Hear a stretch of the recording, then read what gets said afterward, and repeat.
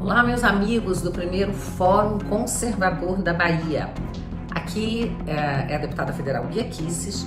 Como vocês já devem saber, eu sou autora da PEC 135 de 19, que é a PEC do voto impresso auditável. Eu quero dizer para vocês que atualmente estamos sob ataque. Todos aqueles que desejam segurança, transparência, auditabilidade, a contagem pública dos votos, todos nós estamos sob ataque. E esse ataque vem do TSE. Estamos vivendo um impensável, meus amigos. A gente não pode permitir que em 22 temos uma eleição aqui onde ele não possa ser auditado. Então quem acredita que o voto eletrônico vale, tudo bem, não vou discutir contigo. Agora tem muita gente que não acredita e temos que respeitar esse lado de cá. Custa alguma coisa pra gente ter o voto impresso ao lado da urna eletrônica? Qual o problema nisso? Estão com medo? Já acertaram a fraude para 22? Eu só posso entender isso aí. Eu não vou esperar chegar a 22 para começar a reclamar. Temos que aprovar o voto impresso. Quem vai decidir isso é o Congresso Nacional.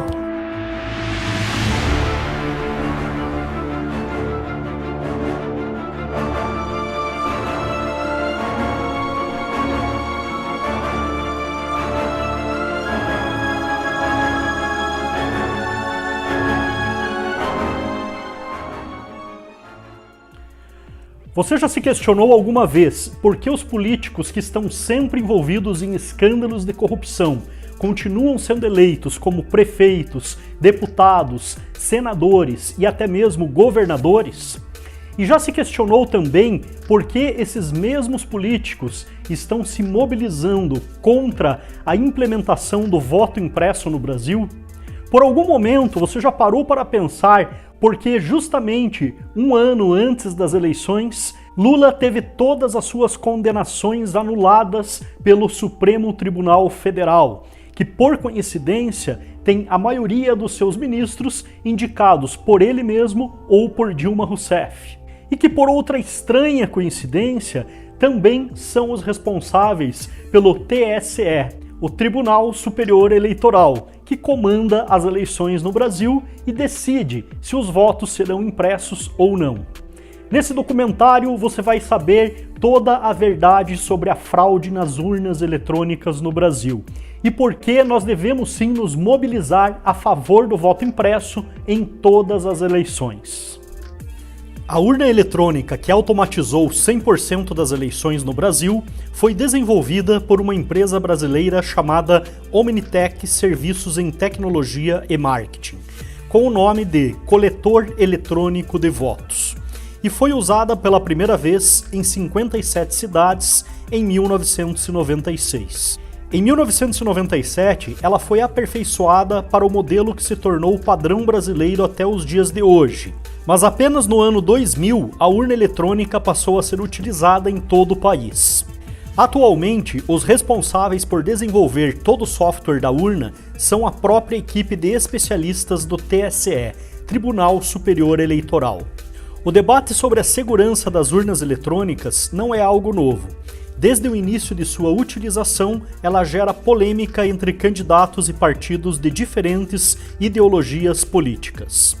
Falecido em 21 de junho de 2004, Leonel Brizola, um político de esquerda, então governador do Rio de Janeiro, já denunciava as fragilidades das urnas eletrônicas e acusava serviços secretos de manipulação dos resultados das eleições. Doutor Brizola, deixa eu lhe fazer uma pergunta aqui. Quando eu voto numa urna eletrônica, governador, como é que eu vou saber se do outro lado da linha, aquela marca, aquele botão que eu estou apertando vai ser computado da forma correta? Olha, eu estou desenvolvendo essa luta. Parece incrível, mas são poucos os que resolveram questionar esse assunto. Demonstrar que esta urna, chamada urna eletrônica, ela não oferece a segurança que o cidadão tem o direito de ter para dar o seu voto. Não sabe nem como aquilo se processa. Eu considero que estas próximas eleições não podem se realizar nessas bases. Essa história de votar eletronicamente, isto é o caminho da fraude, como ficou provado naquele caso da minha primeira eleição aqui no Rio de Janeiro, da Proconsult. Quem fez aquilo, sem dúvida nenhuma, foram os serviços secretos que a própria Justiça Eleitoral não conseguiu identificar. Em 1982, antes da criação das urnas eletrônicas, Brizola já havia desmascarado a tentativa de fraude nas eleições do Rio de Janeiro pela empresa Proconsult, que apurava os votos na época eletronicamente. A tentativa de burlar o resultado das urnas acabou sendo confirmada uma semana depois, e a entrevista de Brizola conseguiu impedir que fosse consumada. 3 dias depois da votação, os dados do Tribunal Regional Eleitoral, o TRE, e da TV Globo apontavam o candidato do PDS, Moreira Franco, à frente e o candidato do PMDB, Miro Teixeira, em segundo lugar. Brizola aparecia em terceiro. A apuração paralela da Rádio Jornal do Brasil, que recolhia dados diretamente nas zonas eleitorais, projetava a vitória de Brizola com 180 mil votos de vantagem. O resultado era semelhante às projeções do PTB e do PMDB. Naquele mesmo dia, Miro Teixeira, do PMDB, reconheceu a derrota e apontou Brizola como vencedor. A lentidão na contagem oficial de votos encobria o desvio de votos nos computadores da Proconsult, empresa que foi contratada pelo TRE para totalizar as urnas do estado. A tentativa de fraude seria denunciada pelo Jornal do Brasil na edição de 27 de novembro. A empresa estava transferindo votos brancos e nulos para o candidato Moreira Franco. Após a denúncia, a Justiça Eleitoral suspendeu o trabalho da Proconsult e reiniciou a contagem de votos, confirmando a vitória do PDT por 180 mil votos. A imprensa descobriu que pelo menos um dos sócios da Proconsult tinha ligações com o Serviço Nacional de Informações, o SNI. E a Polícia Federal abriu inquérito para apurar a denúncia, porém não chegou a nenhuma conclusão e arquivou o caso. Eu quero destacar aqui que nós tivemos, na última eleição presidencial, um processo bastante tenso de apuração, onde quase que a totalidade do povo brasileiro entendia que o caminho da eleição era um.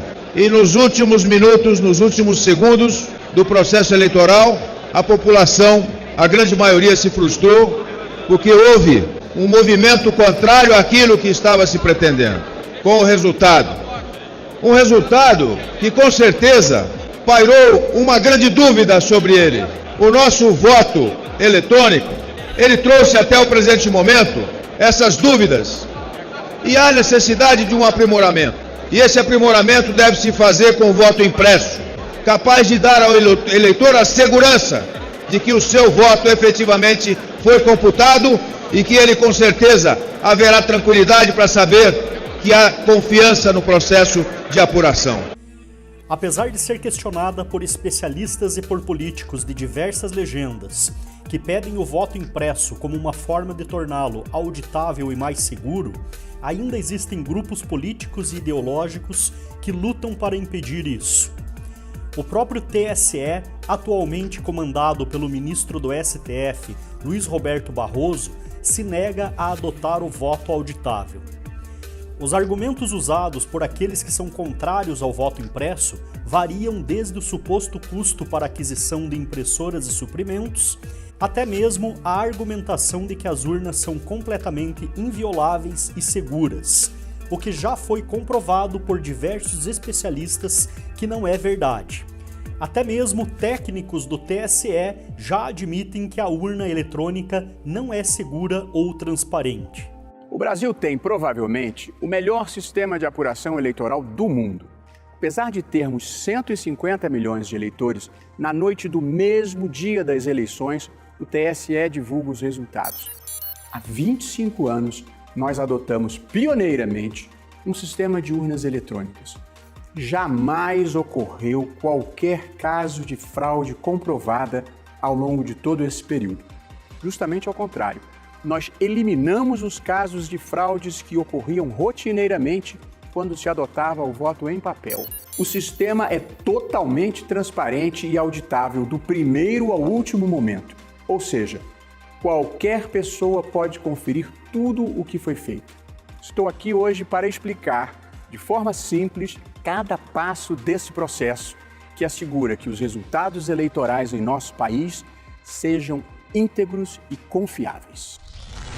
Existem estudos com reconhecimento internacional que indicam que a probabilidade de fraude na última eleição presidencial brasileira foi de 73,14%. As urnas eletrônicas utilizadas no Brasil não são utilizadas em mais nenhum país no mundo e elas não são auditáveis. Meu nome é Hugo César Reschel, eu sou PhD em Inteligência Aplicada e pós-doutor em Governo Eletrônico. Eu trabalhei como delegado de polícia, promotor de justiça e como procurador na área federal. Eu também fui presidente da Associação Brasileira de Empresas de Processamento de Dados. No ano de 2004, eu fui convidado a desenvolver um projeto que resultou na descoberta de um dos maiores escândalos de corrupção da história do Brasil e criou um ambiente de processamento de informações que até hoje é utilizado nas mais importantes operações dos órgãos federais do Brasil. A metodologia utilizada nesse tipo de investigação foi a mesma metodologia utilizada para descobrir a fraude da Enron, aquela empresa americana de energia. O método utilizado nesse tipo de investigação é baseado na lei de Benford, e ele é tão confiável que em alguns países, como por exemplo nos Estados Unidos, isso tem validade como prova judicial. E é exatamente esta metodologia que nos aponta que a probabilidade de fraude na eleição presidencial brasileira de 2014 foi de 73,14%. Amílcar, uma delegação da Organização dos Estados Americanos acaba de atestar a segurança do sistema eleitoral eletrônico brasileiro. Você concorda com esse parecer? Olha, ontem nós apresentamos uma manifestação, uma nota de esclarecimento assinada por 5 técnicos que participaram da auditoria das urnas eletrônicas de 2014, porque o chefe da delegação da OEA havia dito que a auditoria teve pleno sucesso e isso demonstrava que o sistema eleitoral brasileiro dava para ser auditado. E como não é essa verdade, o nosso relatório diz o contrário, o nosso relatório da auditoria de 2014 diz que o TSE não permitiu que a auditoria se desenvolvesse a contento, de maneira que foi inconclusiva a perícia. Nós entregamos, então, uma nota de esclarecimento à OEA solicitando que eles considerassem que eles estavam usando o nosso relatório de maneira imprópria, né? Porque a auditoria de 2014, que foi feita sobre o sistema eleitoral, não pôde ser efetuada de maneira clara porque a Justiça Eleitoral não permitiu. Eu continuo agora minha conversa com o professor de computação da Unicamp, especialista em criptografia e segurança digital, o Diego Aranha. Diego, vamos falar sobre urnas eletrônicas. Como é que você teve o contato com as urnas e que tipo de vulnerabilidade você percebeu nela? Meu primeiro envolvimento foi em 2012, eu era professor da Universidade de Brasília na época. Aí eu participei de testes organizados pelo TSE. Então, antes de cada eleição, o TSE organizava um conjunto de testes restritos, então a gente tinha que obedecer uma série de regulamentações e de restrições que esses testes permitiam a pesquisadores da indústria e da academia avaliar a segurança dos mecanismos implantados no software de votação presente instalado nas urnas eletrônicas antes da eleição. Então eu participei coordenando uma equipe da UNB.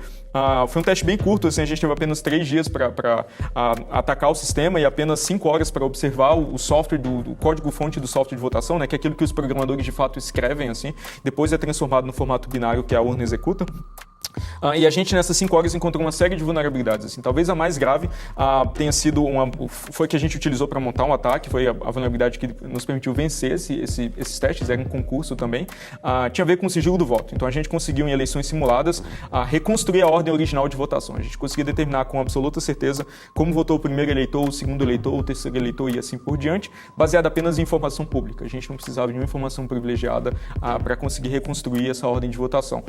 E essa mesma vulnerabilidade permitiria um outro ataque que funcionaria da seguinte forma: vamos supor um eleitor ilustre que votou num certo instante de tempo. A partir desse instante de tempo, como a urna armazena a hora que cada eleitor votou, você consegue descobrir a posição desse eleitor ilustre, use a criatividade, né, alguma autoridade do país, você consegue descobrir a ordem que ele votou na fila de votação. Se você é capaz de recuperar os votos em ordem, você consegue dizer exatamente como esse eleitor votou. Isso com impacto possível até em eleições passadas, se elas utilizaram uma versão igualmente vulnerável do software. A gente também encontrou outros problemas de segurança, algumas ocorrências de práticas ruins do ponto de vista de segurança. por exemplo, a autenticação do software, né?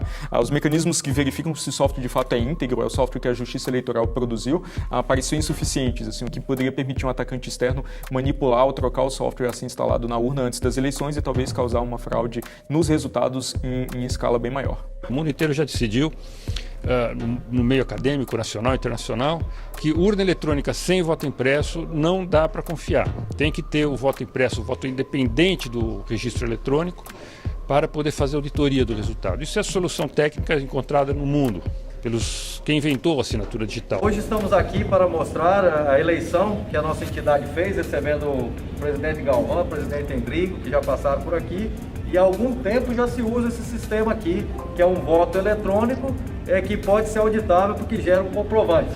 Então, é um modelo muito simples e é o que está sendo defendido nas ruas, né? É um modelo que a população tem pedido e se prega que é tão difícil. E aqui tem um exemplo que o Galvão vai falar, o Endrigo vai falar um pouco, da facilidade que existe e que se cria um fantasma e não é bem assim o que se pede de fato. Inclusive, o que podemos dizer que já usamos há várias eleições, tanto para a gente eleger as diretorias aqui da ProSoja Mato Grosso, como também o próprio Conselho Fiscal. Vocês vão ver aqui os equipamentos, ultra baratos na proporção e com certeza extremamente confiável por conta que a votação você pode auditar ela, você pode contar os votos que serão depositados numa urna na sua lateral. Pessoal, então vamos simular aqui uma votação, onde a gente vai fazer a votação eletrônica, onde a gente põe, confirma e saiu o comprovante de maneira muito simples, confiável. Você confere o voto, a nome da pessoa que você votou e coloca na urna. Isso aqui, possivelmente, se tiver alguma dúvida, contestação futura, temos como conferir fisicamente o comprovante. O TSE e parte da mídia têm feito uma ampla campanha contra o voto impresso, defendendo a urna eletrônica com a argumentação de que ela também é utilizada em diversos outros países. Porém, eles omitem algumas informações muito importantes. Em primeiro lugar, as urnas utilizadas nesses países não são as mesmas utilizadas no Brasil. As nossas urnas são produzidas aqui, assim como o software que é utilizado para fazer a votação. Outro ponto que também é omitido é que a maior parte dos países que utilizam urnas eletrônicas também utilizam a votação impressa, que é o que está sendo pedido pela população e por parte dos políticos no país. A polarização entre os que defendem o voto impresso e aqueles que são contra é cada vez mais evidente. De um lado estão especialistas e também alguns políticos, em especial de partidos de direita. Do outro lado está o STF, o TSE, parte da mídia e partidos de esquerda e de centro-esquerda. A maioria formada por políticos que já estiveram diretamente envolvidos em escândalos de corrupção e outros crimes. A partir das informações desse documentário, você pode tirar as suas próprias conclusões e decidir também de que lado você está. Espero que você tenha gostado do vídeo. Também peço que compartilhe com o máximo de pessoas possível, inscreva-se em nosso canal e aproveita para curtir o vídeo, pois isso também nos ajuda a continuar produzindo mais documentários como esse. Um abraço e até o próximo vídeo.